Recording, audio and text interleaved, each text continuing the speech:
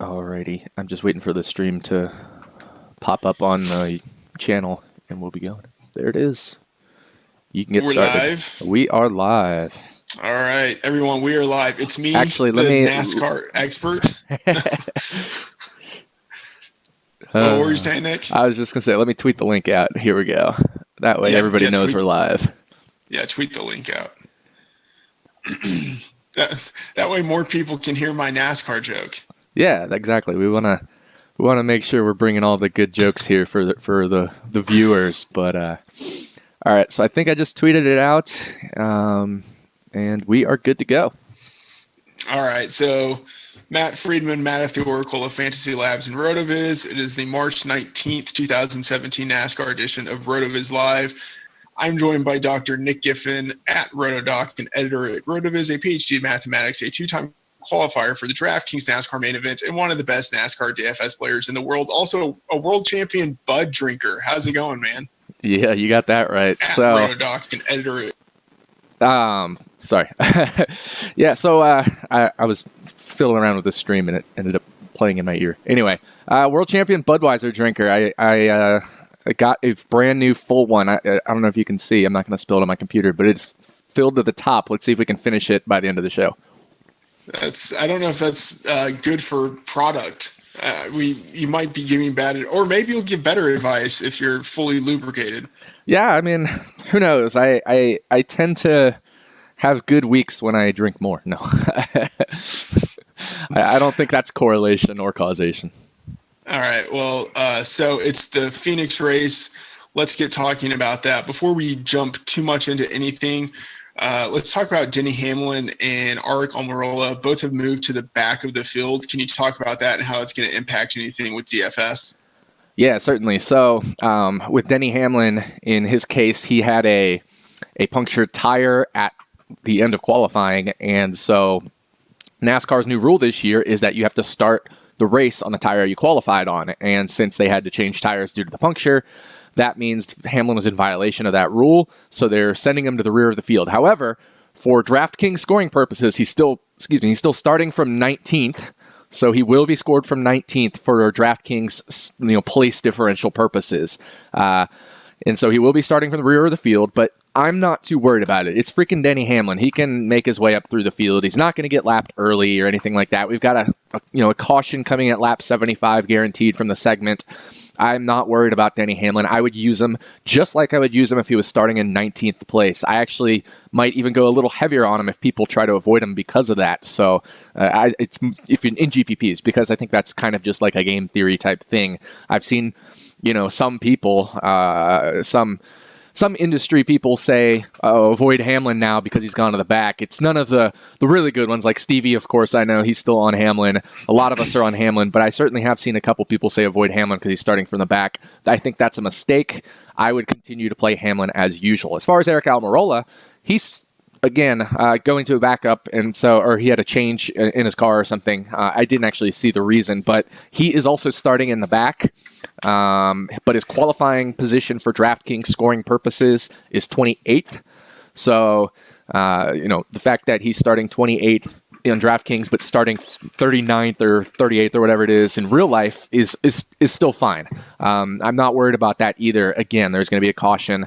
Aric Almirola is a pretty safe play. He is priced up a little bit. I think it's $6,900 this week. He was $7,000 last week. So he is priced up a little bit, but he is in a spot where he could be a cash game play. I still don't hate him in cash games, which means he's also fine to use in GPPs. If that scares anybody, again, it might mean I want to go a little extra on him because I could just get that little extra leverage.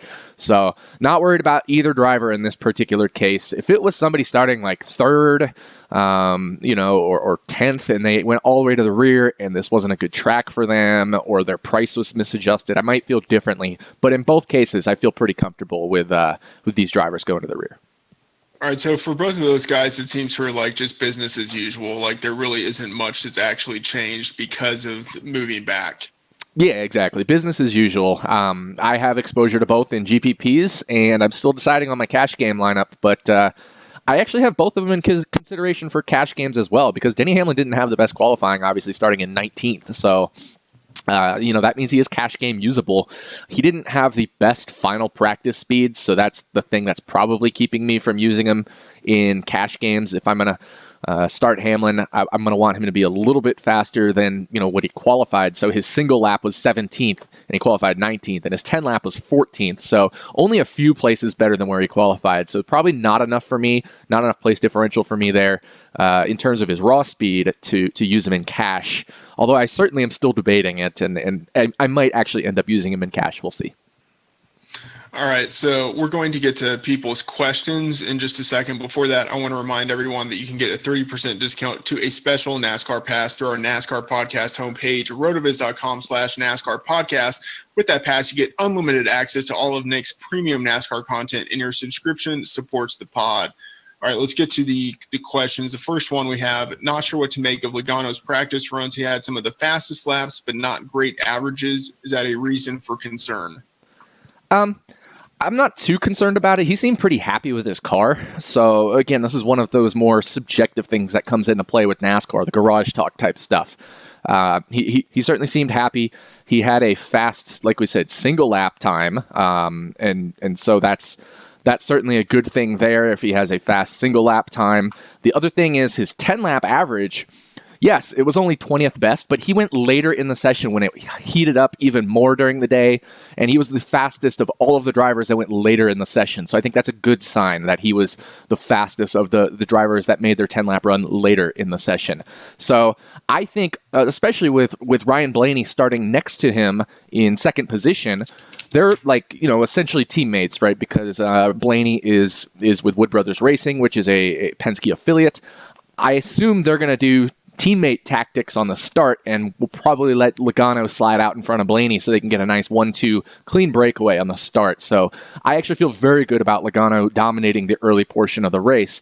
That said, a contrarian dominator is certainly Ryan Blaney, and I actually changed my RotoViz article. I wrote it up yesterday after final practice, and then as I started making lineups, so I had Dale Earnhardt Jr. as my contrarian dominator, but then I started making lineups, and I followed some Twitter news, and Rodney Childers, who's Kevin Harvick's crew chief, tweeted out that he thinks Blaney is the car to beat. So I changed my contrarian dominator from Dale Earnhardt Jr. to Ryan Blaney, updated it in my article so that nobody can yell at me for being too underweight on Dale Jr. All right, good stuff there. Well, here's the question. So you mentioned Logano as the guy who seems likely to dominate the early portion of the race. And you mentioned Blaney there as a pivot.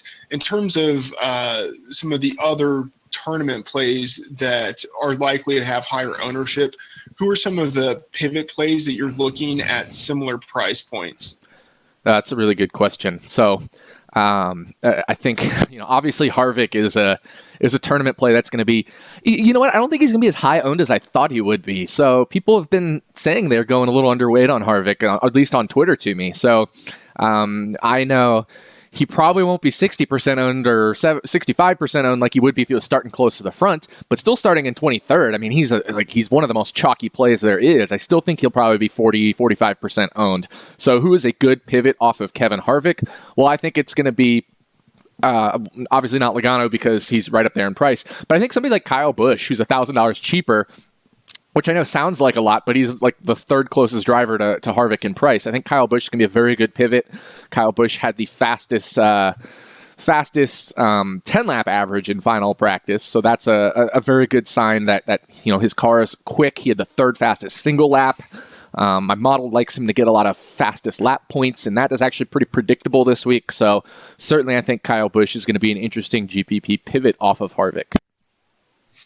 All right, this is a question. Well, actually, before that, a follow-up question here, and this is one of mine, so we know it's going to be good. Oh, why do you think that people are saying on Twitter that they're going to be underweight on Harvick? Do you think that's sort of like a sign that the people who are playing NASCAR DFS are maybe getting a little bit sharper, or do you think it's something that has to do with his starting position? What do you think it is?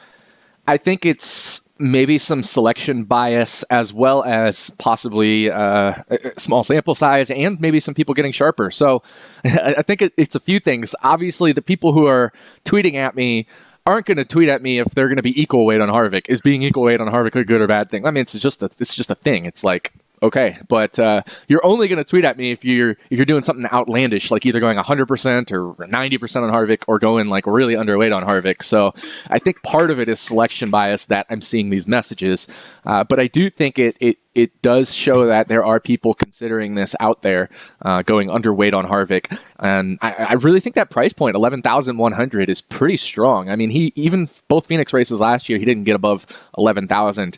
I know 2 years ago when we had the live final at Phoenix, I think he was like 11,800 or something. So he's getting back up there, 11,100. That price point is pretty high, and it does make lineup roster construction pretty tough, because then you definitely have to almost definitely have to go with a scrub, one of our Joe Dirt cheap drivers, David Reagan, or below, 6,000 or below. And that's pretty tough because those drivers usually don't finish very high. So you're really banking on a little bit of carnage, which doesn't happen as much at Phoenix. And you're also kind of banking on those drivers actually coming through for you. So I think Harvick won't be as high owned just for that reason, because it makes roster construction a little bit tougher, where you won't get as many drivers that have really high finishing position. So I think people are still finishing position driven in NASCAR DFS, and I think that's probably why we'll see Harvick only be around 40%. Okay, this combination, Harvick and Logano, what do you think about those two in cash, and then those two in GPP? Definitely lock them in cash. I think that's a no-brainer. I will probably make one cash lineup. I have both of them in my cash lineup right now. So in GPP, also fine. It's certainly going to be the chalk play, but I definitely have a lot of combinations of them. I'm underweight. I'll probably be underweight on Harvick. I don't know his ownership, of course, but I'm assuming I'll be underweight on him in GPP. I'll probably be overweight on Logano. I think people are scared by the final practice time. What was the other combination? Or was there another combination? Those same two guys, but in GPPs. Yeah, so in GPP, I certainly, like I said, I think they're the chalky play.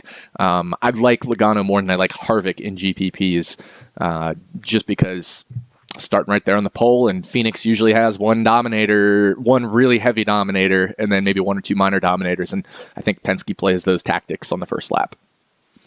All right, so in the podcast that we recorded on Friday night, we always talk about a Joe Dirt cheap driver for the week. Someone is asking now, do you think that a GPP winning lineup can have a driver under 5,000 for this week in particular? No, not under 5,000.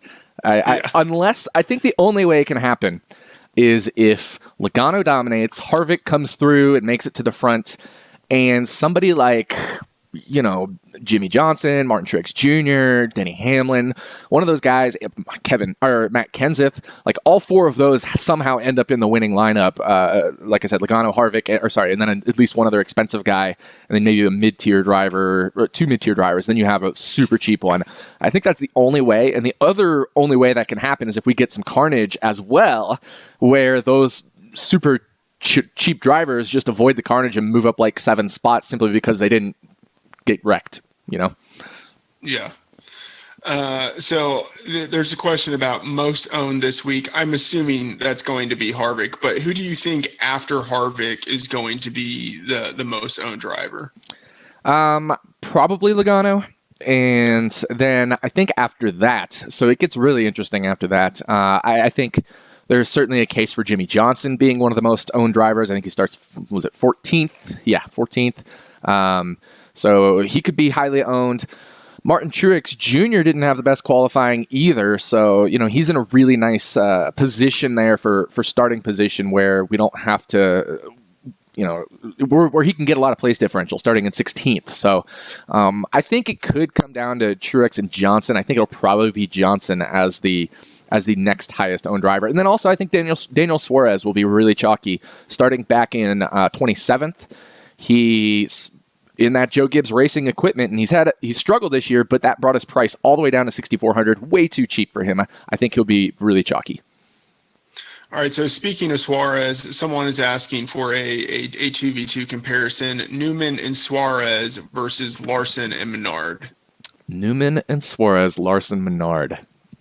I will definitely go with Newman and Suarez. I like both of those drivers. Suarez practiced much better than he qualified in terms of rank. So he qualified 27th. He practiced around 18th or 19th in the single lap times. So that was really good, and 16th in the 10-lap average. Newman also practiced better than he qualified in rank. So he practiced 17th in the 10-lap average in final practice and qualified 22nd. So I definitely like that combination much more than I like Larson and Menard. Larson and Menard is probably a little too contrarian for me at a race that tends to be much more chalky. I think I'd rather go contrarian in a little bit different way. Can you talk a little bit about Larson there? So he's starting in fourth. It seems like out of the guys in the top four, he's sort of like the worst of the options that you could go with there. But I mean, what are your thoughts? Yeah, definitely. I have a bit of exposure to him. So I think he certainly could win this race. I think he can dominate a portion of the race. If it comes down towards the end of it, he could be one of those guys that I don't think he's obviously going to be the big dominator, but I think he could be one of the minor dominators that ends up also winning the race, which is very important because, he as you mentioned, he's in that really awkward starting spot, but he also practiced well. So, he's certainly in a situation where I think he can. I just don't think it's like insanely likely, but I will definitely have exposure to him because it certainly is likely certainly it's possible, I should say, Larson wins this race. Or leads a portion of this race and has a strong finishing position. So I will definitely have some exposure to him. I just wouldn't go too crazy on him. Okay, so you've talked a little bit about Dale Jr. already, but someone has a question on him. Thoughts with him starting in third? What do you think is sort of reasonable exposure to him? Someone's nervous because his car seems slow. Yeah, so I just updated my article, as I mentioned, and Dale Earnhardt Jr. is no longer my pick. My model still really spits out a lot of good things for Dale Jr., even with his final practice. I don't know why his car seems slow. He had the 7th best 10-lap average.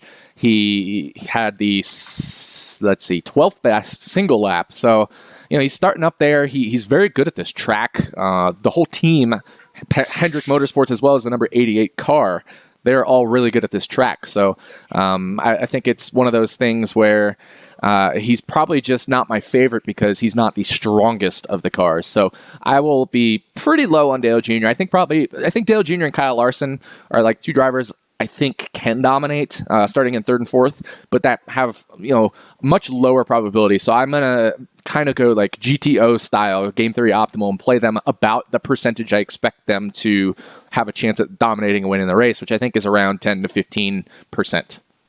Mm-hmm. Okay, let's see here. Someone's asking about it's another 2v2 comparison. You have Truex and Buescher versus Jimmy Johnson and Reagan. What are your thoughts there? Oh, that's a good one. So Truex and Buescher is, I think, the more contrarian option, and I actually don't think that's a bad contrarian option. I think like Truex is a really good pivot off of Johnson, who I think will probably be a little more chalky, and Reagan I think will be more chalky than Buescher.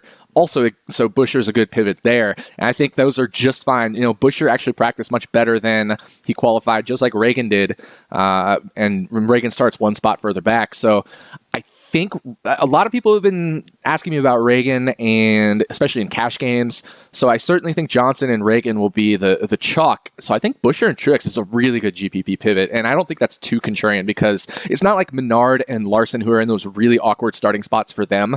I think these two guys are in much more comfortable starting spots and have really chalky drivers in similar salary ranges and similar starting positions to them.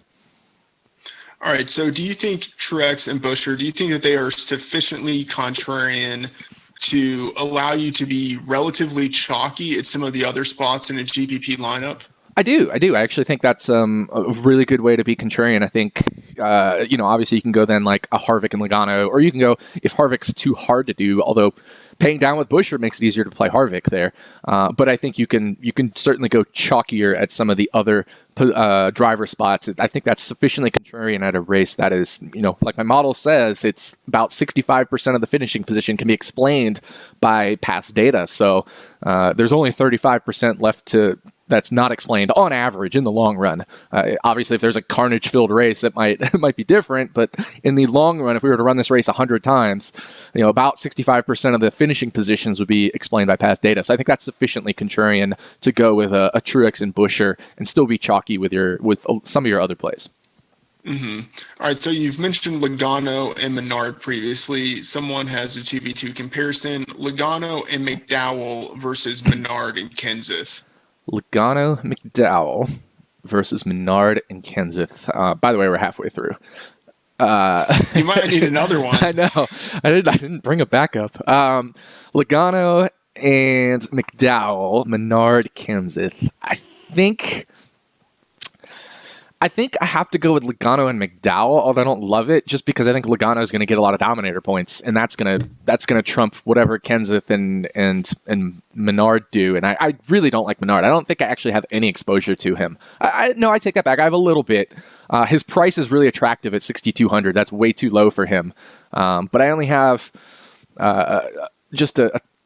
actually, I have less exposure to him at the higher stakes, and I have more exposure to him at the lower stakes. I think it's kind of a bit of a hedge thing here. Also, kind of something I did with the optimizer, the RotoViz NASCAR multi-lineup optimizer. So I kind of did something there where I obviously. So I actually just tweeted about this. We're kind of getting off track, but I think this is good information. Is not using the default projections in the optimizer, because if you create your optimal lineups with the default projections, everybody is going to be using the same lineups as you.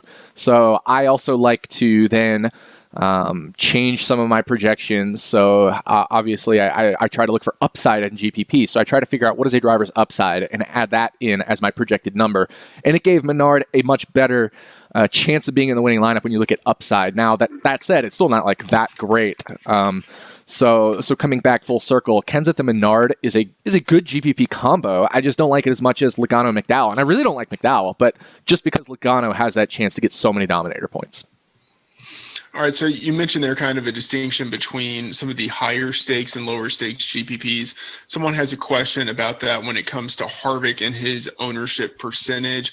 What do you think the kind of stratification is going to be across the different stakes? I think it'll be more owned at the higher stakes. I really do. I think I've seen it so far this year that the higher stakes tend to be more chalky, more sharp. I don't know if those two are equal, chalky and sharp. Chalk has certainly worked out this year. The last races we talked about on the podcast with what was it, Truex and Keselowski starting 1-2 and both dominating like half the race each was certainly a weird fluky thing, and they were chalky drivers in terms of ownership percentage, but I don't think that was a chalk result. I think that was the contrarian result that ended up working out for a lot of people who went chalky on that combo. But I just think people really have been, even in the higher stakes contests, have been, especially in the higher stakes contests, have been more chalky. So, I think, I don't even remember what the question was, but I think Harvick will be higher owned at the higher stakes. Someone's asking, do you have any Toyota love today? So it was interesting. We talked about this on the podcast, and Toyota looked really bad in qualifying.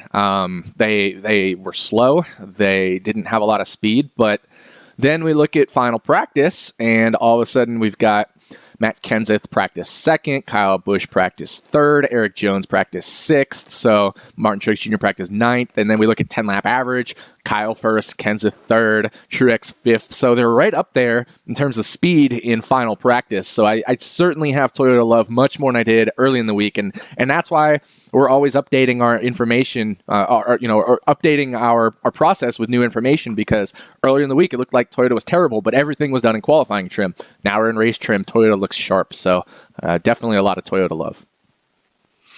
All right, so we talked earlier about drivers under 5,000, but are there any drivers under 6,000 that you think reasonably are worth taking shots on, I guess, in select positions for GPPs? Yeah, so we talked about Buescher. I think he's a fine option under 6K. And a lot of these guys, like I said, they're going to be pivots off of David Reagan, who is right there at that 6K number. So Chris Buescher, excuse me, I got the Budweiser burps there. 6K is Reagan. I like 5,800 Chris Buescher. I like 5,600 Landon Castle. Now, people might be asking why, because Landon Castle does start 29th, which is a few spots ahead of David Reagan and a few spots ahead of Chris Buescher, but Castle practiced really, really well in final practice. So his single lap speed in final practice was 24th. And his 10-lap average was also that magic number of 24. He's channeling his inner Jeff Gordon there with that 24th starting spot. So when Landon Castle and Jeff Gordon align, obviously I have to, use them, right? So there we go. I like Castle and Buescher under 6K.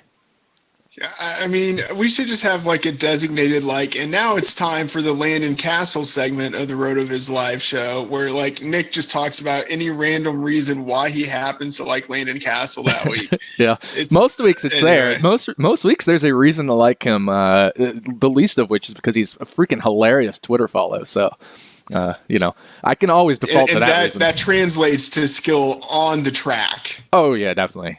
No, but actually, speaking of Twitter though, that Rodney Childers tweet really changed everything for me in terms of how I viewed this race because Blaney didn't have the fastest 10-lap averages. He was only 11th in 10-lap average in final practice, and in single lap speed he was 14th. So then all of a sudden Rodney Childers, which is Kevin Harvick's crew chief, tweets Blaney is the guy to beat, and I'm like, WTF? And it makes sense. Finishing position in my model that we talked about, 65% of the variance is explained by data. Well, practice didn't go into any of them, whether it's single lap or 10 lap, didn't go into that into that model for finishing position. I thought I was crazy at first, but then after seeing Rodney Childers' tweet, I think it makes more sense. So yeah, I'm saying Toyota's doing well in practice, but take that with a grain of salt with regards to finishing position.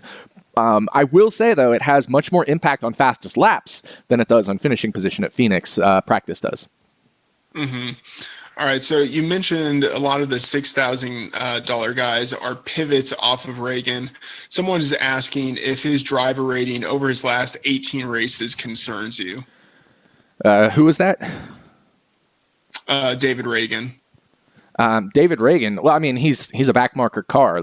He's his driver rating over the last 18 races isn't any better than, not much better than, or worse, I should say, than Chris Buescher's or Landon Castle's. Right. So, I mean, it concerns me from the fact that he's just in general a backmarker car, but he, as far as backmarkers go, he's a 44.4 driver rating over his last 18.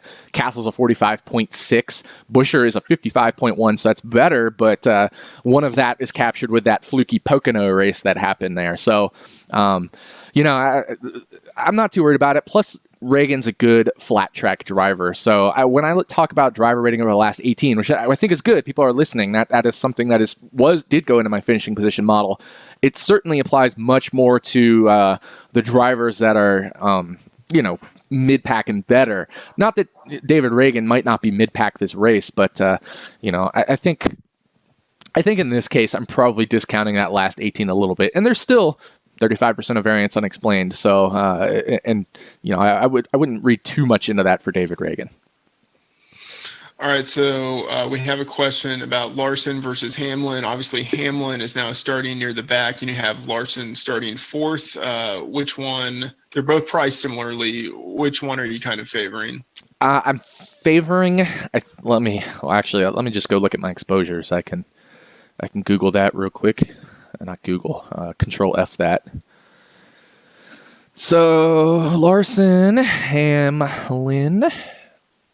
So I'm kind of favoring Hamlin in everything, but I do have some Larson exposure. I think just Larson, the only way he's going to be in the winning lineup is if he finishes in that top 5 with some dominator points, or I guess he could finish outside of the top 5 if he hugely dominates, but I don't expect that because he's not going to be leading that first stint. So Larson's path to being in the winning lineup is much more narrow than Denny Hamlin's, where he can, Hamlin can finish 8th or 6th or whatever and possibly still be in the winning lineup there. So especially if he picks up a handful of fastest laps. So I just think there's a better path to being in the winning lineup for Hamlin. All right, so we have a 2v2 cash question. Newman and Boyer versus Johnson and Almirola. Johnson and Almirola is the chalkier, I think, better play. I do like Newman and Boyer, but Boyer starts way too far forward for me to be comfortable with him in cash. He starts 13th. I do like him as a GPP play. He practiced really well. 6th fastest 10-lap average in final practice, 7th best single lap. So that's 6-7 spots better than where he qualified. So that's a good sign. but I think in terms of cash games, that's too much risk to take on with Bowyer in 13th. Obviously, Johnson, is starting in 14th there, so it's similar risk, but I think the skill level far exceeds the other in terms of likely outcome. So, Johnson also was really good, 5th best in final practice in the single and 2nd best in 10 laps. So, I would rather just go with the safer option, which I think is Johnson and Almirola in cash games. I think that's the higher floor, and I think it probably also is less risky just from a quality of driver aspect among the two guys that are starting the furthest forward, which would be Bowyer and Johnson. Mm-hmm. All right, so something we haven't talked about. Do you think Kyle will still be angry at Logano from last week and given the chance to try to wreck him or do something dirty? It's a good question. That is a good question. So, so for those who don't know, at the race last weekend at Las Vegas, I was right there. I watched it all happen, watched it all unfold right in front of my eyes. Joey Logano got loose and got up into Kyle Busch, wrecked Kyle Busch in the last corner of the last lap, and Kyle Busch went in the pits and punched Logano, or tried to punch him, and then there was a big brouhaha that ensued. It wasn't actually that big, but people made a much more big deal out of it than it was. Kyle got a bloody cut on his forehead. They talked it out. I think it's not going to blow over in the long run. I think there will probably be an instance where they're on track together and Kyle doesn't give Logano maybe the space that he would give some other drivers because of what happened. But I don't think there's going to be an intentional wreck back at him. Kyle's had a week to stew on it and to talk with Logano about it. I don't think he's still happy with it, but I think he knows in the long run it's probably better not to do anything right now. Although, if there was a track to do it, I think this would not be the worst one to do it at because it is a mile-long track. So that said, there's maybe like a 0.5%, a 1% chance of this happening, but I wouldn't put any stock into that. So obviously we know you can't be unbiased when it comes to Castle, but Di Benedetto or Castle? Definitely Castle. Di Benedetto is a steep track driver, and so the flat tracks don't really play that well to his style of driving. And then just looking at practice times, I mean, Castle just blew him out of the water in practice times. So this is bias removed, Lana Castle. All right. Someone's asking, this is a good question. What is your ballpark minimum required score to win in cash games? Ooh, that's a tough one. So it changes each week, obviously, based on the number of laps and stuff like that. Yeah, so I'm going to calculate the total number of points right now real quick. I pulled up my calculator because I believe it or not, I actually can't do crazy numbers in my head. I'm a little bit disappointed. So, yeah, I mean, like I said, if it doesn't have Greek letters, I'm not used to it in terms of math. So I think the calculation says it should be north of 300 points based off of the formula that I gave to start the year in the Roto Academy course. So rotogrinders.com/Roto Academy, is that right? And then, yeah. And then, so based off of that formula, it looks like 300 will be the minimum. And I think that makes sense because we're going to have a driver that dominates a portion of this race, most likely. Every single race since 2014, we've had a driver dominate at least 44% of the laps, and usually it's the pole sitter. So I think we're going to, and that means if a lot of people have Logano in their cash game lineups and he does reach that 40% of laps led type threshold, we're definitely going to have north of 300. So I think that's probably going to be the minimum required for cashing. It could even be north of that because it's a more predictable race. Mm-hmm. All right. Someone is asking why Allmendinger over Almirola. Did I say Allmendinger over Almirola? I don't know if you did say that. I don't think I did. Yeah. So why don't you just tell us your thoughts on Allmendinger? Well, so I think my biggest issue here with Allmendinger versus Almirola is neither are very good at this track. I think Almirola's look better in practice, but I neither just really inspire that much confidence in me. I guess the model likes Allmendinger better, so maybe that's where the question came from. Is the model. So, if we look at the driver rating over the last 18 races, Allmendinger 71.6, Eric Almirola 58.6. So I certainly think that's something to take note of. We also have the fact that Almirola is going to the back. So yeah, I think that I think that maybe Allmendinger is probably a better GPP play because he has some more of those upside things we're looking for. Not going to a backup car, better driver rating, and just I think he's been a driver that has overall been better. And he's a good flat track driver too. Let's not forget he dominates Martinsville all the time. He's a great road course racer. So Phoenix is like the least flat of the flat tracks though. Like it has some I would say large oval type characteristics, even though it's not large in that it's only 1 mile, but the characteristics of large ovals where there's more banking. It's like 9 or 10 degrees in the corners with some variable banking. So there are some characteristics of traditional oval racing that I think probably don't help Allmendinger as much. But that said, I think he's probably the better GPP play. I think Almirola is the better cash game play. Mm-hmm. All right, so we mentioned on the pod the unlikelihood of number 1 and number 2 finishing with a lot of dominator points, but it does happen. Someone's asking about Logano and Blaney in the same lineup for this race. What are your thoughts? I wouldn't do it. I wouldn't do it this week. I think this is a week where we have one major dominator. We've seen that in every race in Phoenix since 2014, which means 2 races 2014, 2 races 2015, 2 races 2016. We have a sample size now, the last 6 races in a row, 1 major dominator and then 2 minor dominators. And the minor dominators are so minor that it's like 10%, maybe 20% of the laps led, that you would need that the only way for Logano and Blaney to do that is if one was a major and one a minor dominator would be they also both have to finish like Blaney would probably have to finish inside the top 3 and Logano would have to finish inside the top 5. So that's a tall task. They both have good cars, of course, but I think it's just too much of a tall task to ask for here at Phoenix. I think it certainly was a more likely outcome last week at Las Vegas. I still don't think it was the likely outcome that both Keselowski and Truex dominated that race. All right, so someone's asking your thoughts on Eric Jones today. They're saying he's solid on driver rating, a good contrarian play? Yeah, so I think he's an interesting contrarian play. His driver rating over the last 18 is 77.1. I don't even think he's raced 18 races in the Cup Series. I think he subbed in for Kyle Busch for a little bit a year or 2 ago when Busch was injured. And so it's a decent driver rating, especially considering that we don't have all that many strong plays in that price range. So, I think Eric Jones is a good contrarian play. I wouldn't go crazy on him because he starts really far forward and he obviously is still a rookie. So that makes it tough to be super confident on him.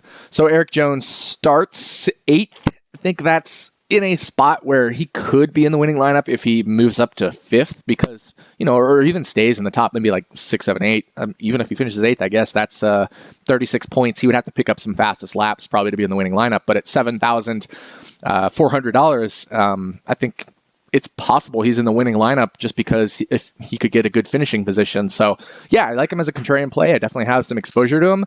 I'm just not going crazy on him because there's certainly some downside risk there as well, and I think the likelihood that he hits that upside is probably, I wouldn't say huge. Mm-hmm. All right, so we've kind of been dancing around this question a little bit, but what is the cheapest price you will go on a driver in cash lineups? I guess like who's the cheapest driver you're fine with in cash, and then beneath that you're just like, no way anyone is in my lineup. So David Reagan at 6,000 I like a lot for cash games. I think that's a fine play. You can make an argument for doing Buescher at 5,800. I don't think you can do Castle. Maybe you could. I don't think starting position matters as much for these guys, simply because where they finish, I think, will matter a lot more. So I think you can make an argument for Castle at 5,600, but I'd probably draw the line at Buescher at 5,800. Yeah, that's what I was thinking. Okay, so I really like this question. Logano, and this is for GPPs, Logano and Kyle Busch or Harvick and Kenseth? That's, you know what? I think I'm going to go with Harvick and Kenseth here simply because I think the combination of Logano and Busch would mean that you need Logano to dominate and have a good finish, and Kyle to improve upon his 9th position, which is certainly possible. I just think the likely outcome is probably just slightly less likely than both Kenseth and Truex coming up from their they're relatively, compared to the other two drivers, deeper starting positions with Harvick in 23rd and Kenseth starting in 12th. That said, the 12th versus 9th with Kyle Busch starting position isn't all that different between Kenseth and Busch, but I think I'll give the slight edge to Kenseth and Harvick. Okay, I don't remember if we've asked a version of this question already, but Johnson or Kenseth in GPP? Johnson or Kenseth in GPP? That's a good question because Johnson starts 14th, Kenseth starts 12th. Johnson is 9,000, and I think that's a really interesting price point for Johnson, by the way. We usually see him in the 10,000 range, so to see him down at 9,000 is certainly a bargain. I think that's also why people like him this week. And then Kenseth at 8,800 is a bargain. So between the two, I think Johnson will be chalkier. I think he'll be higher owns. He starts 2 spots further back. I kind of like Kenseth as a contrarian GPP play, and more than Johnson even. I think Johnson's a better cash play. I think Kenseth is a interesting GPP pivot because he starts 12th, and he was good in practice. I know we're now getting into this practice stuff. He was second fastest single lap, third fastest 10-lap average, and I think he backed it up in second practice, which is there's 2 practices post qualifying, practice 2 and practice 3. I think he was also good in second practice, so he's strong. And I think he's a really good contrarian play off of Johnson. All right. I know that it's going to be time for us to wrap up soon because we're getting to a question that has something to do with Trevor Bayne, that's when we know it's time to start winding down. But, is it? So someone is asking, who do you like best out of Stenhouse, Dinger, Almirola, and Bayne for cash games? Bayne. I'm not even joking. I love Bayne this week. I think he's a great play this week. I find myself, when I have under 7,000 left, choosing between Suarez and Bayne. So I think Bayne's an interesting pivot off of Suarez and GPPs. They both practice basically the same in final practice. So Bayne and Suarez now I'm talking about. So Bayne had the 18th best 10-lap average and the 18th best single lap average, and then in final practice, in the 2 post-qualifying practices, Bayne and Suarez were 18th and 19th each. One was 18, 19, and then the other way 19 and 18 in single lap. So I think Bayne is an interesting pivot off of Suarez. You could even play them together, but Bayne is easily my favorite play, so I don't think we're actually at the end of the show. Damn it. So like you mentioned Bayne, right, yeah. Maybe one podcast per season. It's he's someone who's just totally ignored. Okay, someone has a question about Ty Dillon and GPPs. No, don't do it. Yeah. Don't do it. It's just starting way too far forward. And he didn't practice great either, so that's another cause for concern. I'm stalling because I'm trying to dig up where his starting position is. It's 15th, which, that's in the same range as Jimmy Johnson and Martin Truex Jr. in terms of starting position. But then you're getting a guy who's in far less superior equipment. I don't know if there's a good, you're the words guy, good word to use there, but he's in a much inferior, that's it, starting position or equipment to not superior, inferior to Johnson and Truex, of course. And then, like I said, he didn't really back it up in practice. 26th single lap and 25th 10 lap. Okay. I'm imagining this has to be a joke question, but Logano and Harvick versus Galding and Cope. I'm quite sure that's a joke question. You can't play Galding and Cope. Those guys are dead. Probably actually dead. Galding, his 10-lap average, he was the only one of these ridiculously under 5K cheap type drivers to post a 10-lap average, and it was 1.5 miles slower than the next slowest, which is Michael McDowell. So it's so bad. And his single lap time was, a second slower than anybody I'd consider a reasonable driver. And Cope didn't even make a lap in final practice. It's a good joke question, but come on, what people. are their ownership percentages going to be? Galding will probably be 0%. I think. Obviously, there are the people out there that think it's funny to throw in a lineup with them, one single lineup, and Galding will probably be 0.2%, and Cope will probably be 1%. It's weird though, because Cope shows up in my lineup optimizer. I think. I'm not positive. I know last week he showed up in the lineup optimizer because, it likes to like find there's like. Well, the reason is like you can't say like a driver's going to dominate the race. So the model says like there's a probability a bunch of different drivers dominate the race. So it gives them points based off of the probability they get fastest laps and laps led. And so that gives you like 4 or 5 really expensive drivers who all could lead laps and then cope. So it's like that's why I always recommend like setting your own projections, making your own lineups. This week, no, cope is not in the optimal lineup with the default optimal lineup with the optimizer with the projections. It's the cheapest in that one is our good friend Lana Castle. All right, so I actually want to think through this a little bit because I think it might. I don't know if it's instructive, but I think it might be at least a little bit fun.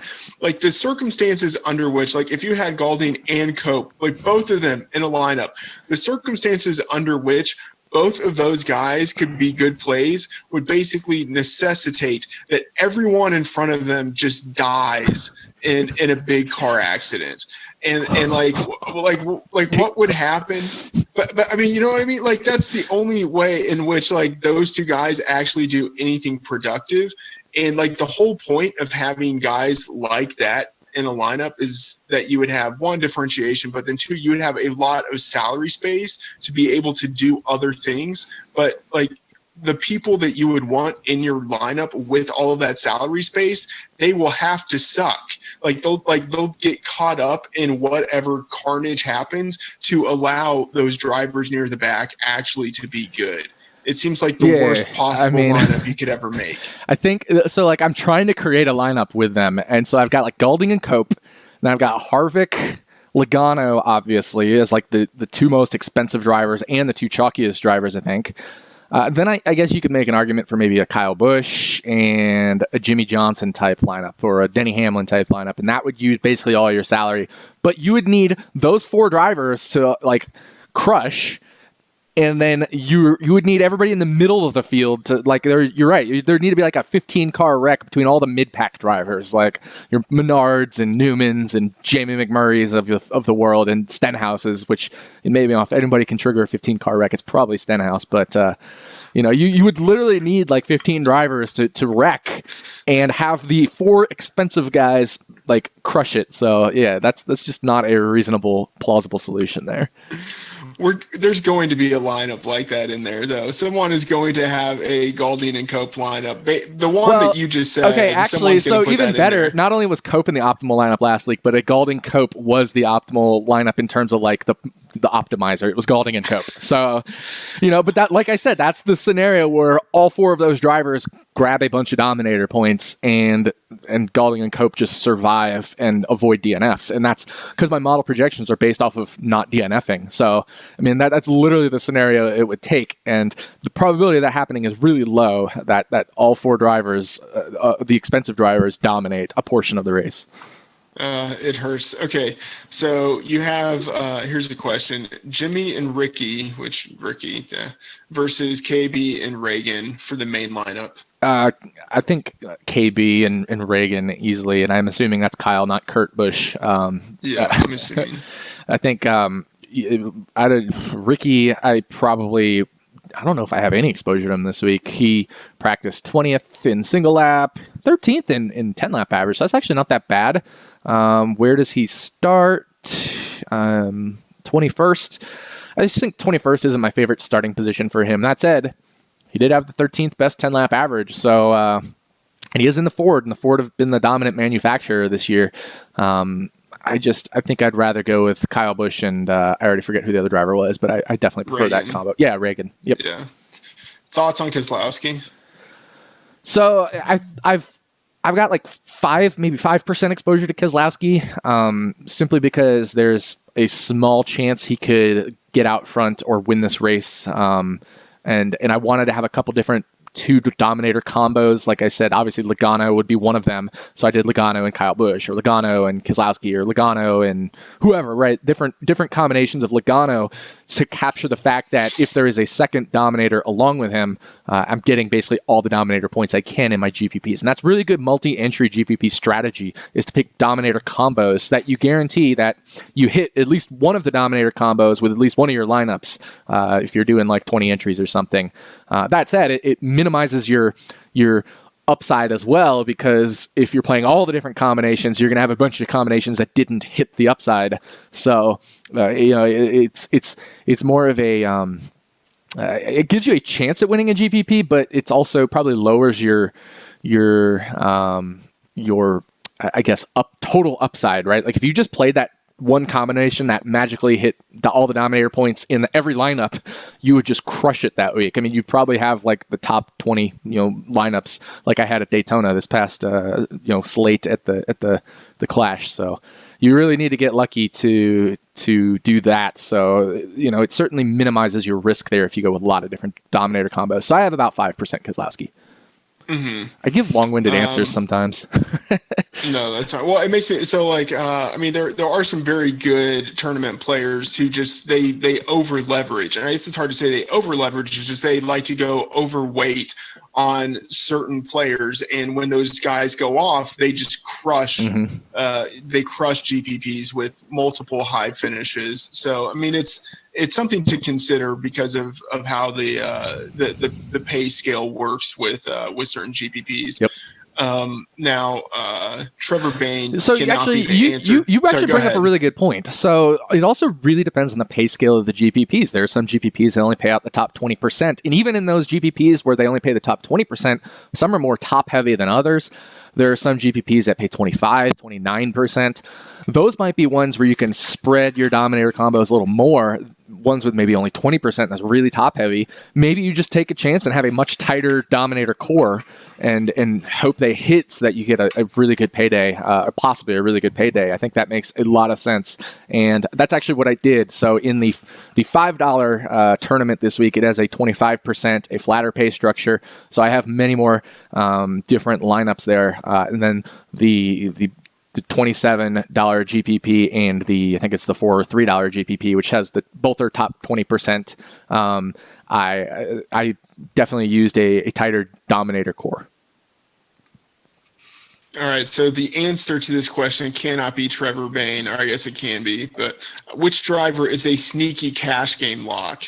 A sneaky cash game lock? I would say Denny Hamlin is a sneaky cash game lock. Obviously going to the back, as we talked about at the top of the show. He is good on flat tracks, and he practiced better than he qualified. That said, he didn't practice like insanely better than he qualified, but like 5 or 6 spots better.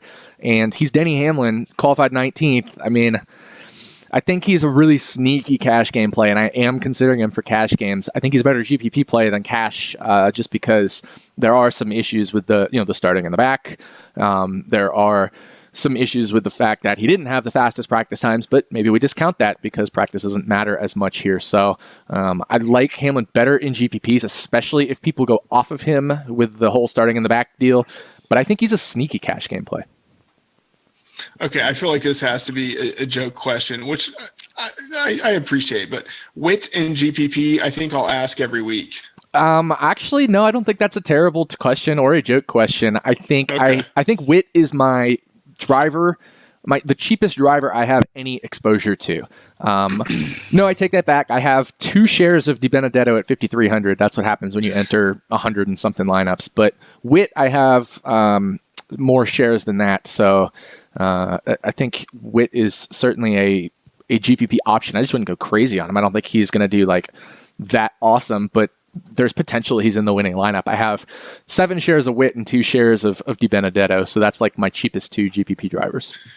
All right, so this is more of a philosophical question, and it's mine, so it's going to just be awesome.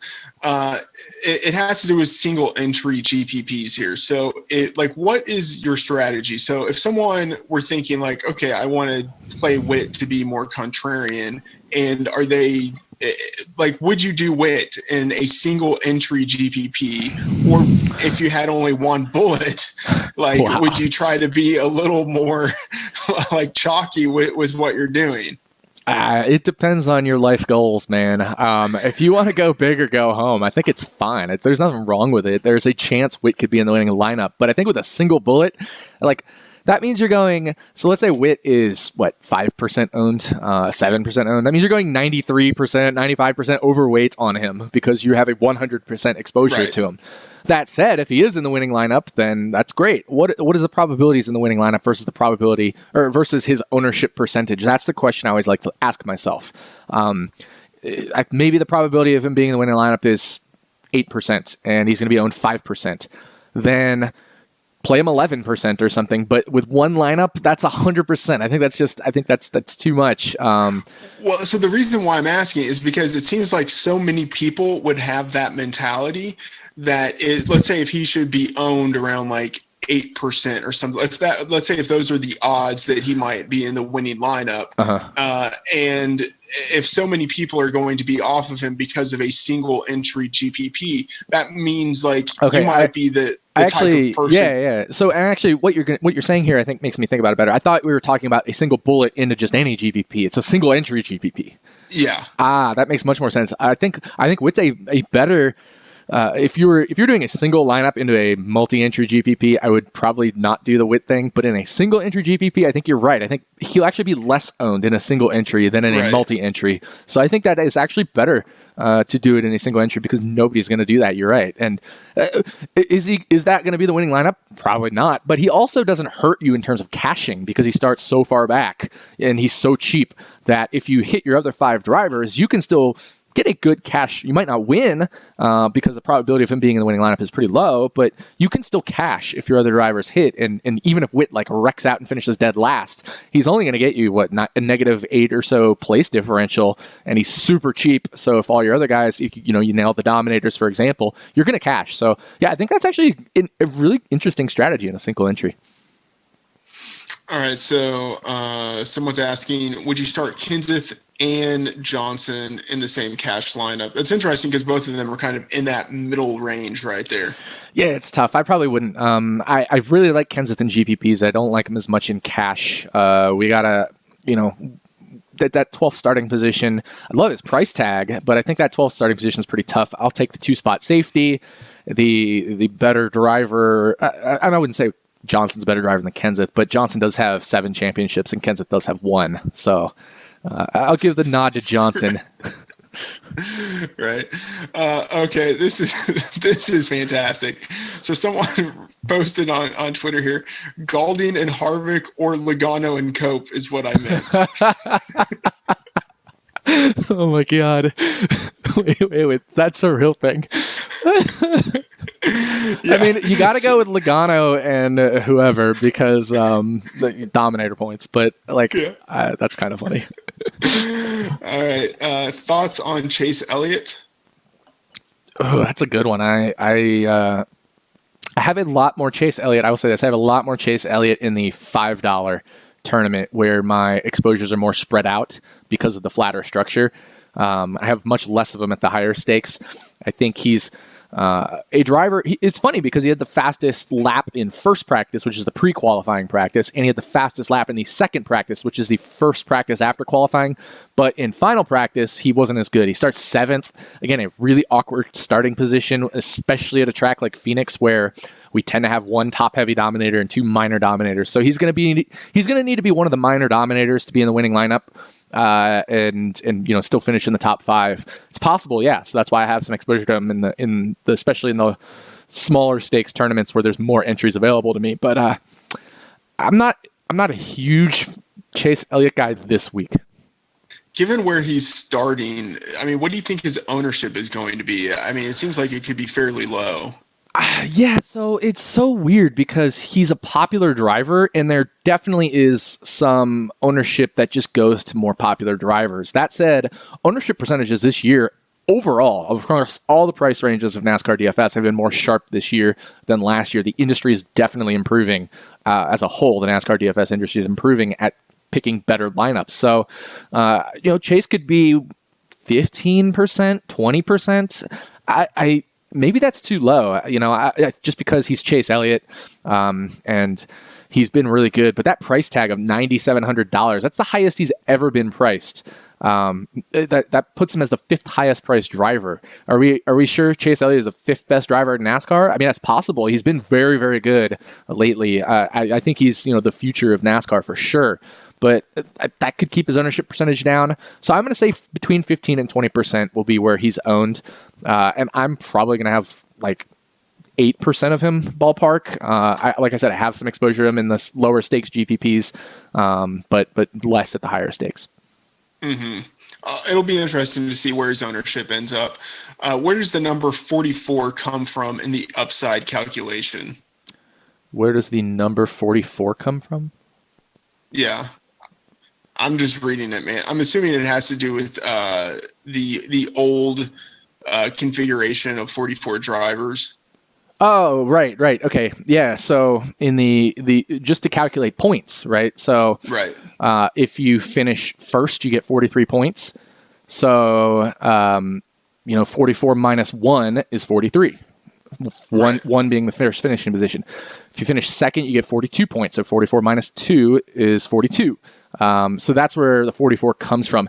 The other thing I should mention is you get a 3-point bonus if you win the race. I consider it a 3-point bonus. So like I do 44 minus finishing position plus 3 if you finish first. So that way it's consistent. It's always 44 minus finishing position.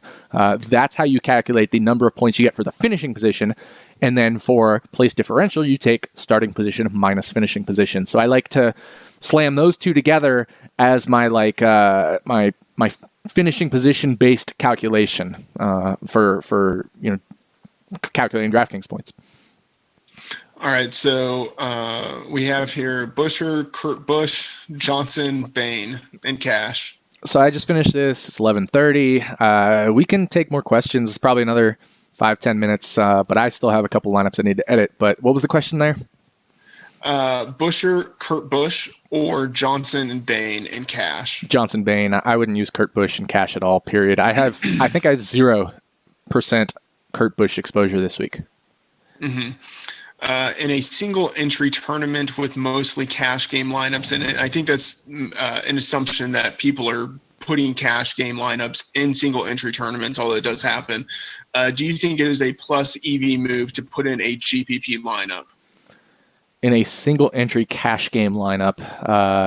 So in a single entry tournament, I think the assumption is that people are just kind of shooting their cash game lineups in there. Do you think it's a plus EV move to put in a GPP lineup? Yes, definitely. I mean, it's a GPP. Yeah. It's a GPP. It's still top heavy structure. If people are putting in their cash game lineup, they're going to be more chalky. And NASCAR is still a highly random sport. It's right up there with maybe something like NFL in terms of the amount of randomness. It might be a little more predictable than NFL in a single unit, but it's still a more random DFS sport than say like NBA. So yeah, I think putting in a GPP lineup in general, regardless of sport, even if it's NBA, makes more sense because that's going to get you when things don't go as expected, which happens. That's going to, in general, benefit you in the long run. I mean, how often do you, this is hard to say, but do you think most of the lineups that you see in single entry tournaments are cash game lineups? I think a lot of them are. I certainly think there's some merit to the fact that people shoot in their cash game lineup. I will usually shoot my cash game lineup into the big tournament, multi-entry, just because I need to throw it in a tournament, and I tend not to throw it in the single entry because I like to throw in my favorite GPP lineup into a GPP contest. Now, what I do see is at the higher stakes, something like maybe the $333 tournament, certainly a lot of cash game lineups, type lineups, not perfectly cash game, but cash game type lineups, and I like to go even more contrarian in those because it's so much of these lineups are so close to the vest in those high stakes, 50, 100 person tournaments that's just my approach. I always embrace risk. I have no problem losing 4, 5, 6 weeks in a row, $1,000 here or there if I get, another $30,000 score 5 weeks later, or a $10,000 score, or $8,000 here or there. I always say my motto is like, barely break even or slightly lose money and then have some big weeks. That's how I like to approach NASCAR DFS. Stay away from McMurray. Yes, stay away from McMurray. I think there's basically zero chance he dominates the race. He starts 5th, and that's just way too far forward for him. He's in my fade in my article. Okay, this is going to be the last question. I think it's good to end the show on a low note. Logano, Galding, and Cope, or Harvick, Jeff Earnhardt, and Tommy Hill. Actually, I'm going to go with Galding and Cope. Earnhardt and Hill are both terrible. And at least Galding, like I railed on Galding for being slow, but he's not as slow as Earnhardt and Hill. So Earnhardt and Hill are literally like dead last and dead last. Like Cope didn't make a lap, but like Earnhardt is half a second slower than Galding, and Hill is a third of a second slower than Earnhardt. So like that, you got to go with Galding there, man. I mean, like. No, actually, don't just never do that. I think that's a joke question. Yeah, it has to be. Like I think that's a good note to end the show on. I imagine that's a joke question, but I know less about NASCAR than almost anyone else alive, and I know that neither of those combinations is something that people should be using. Yeah. So, Nick, any closing thoughts here? I think this is so. I always give my pick to win the race on our podcast before seeing final practice and things like that. So I picked obviously Harvick, and I said my non-Harvick pick would be Kyle Busch.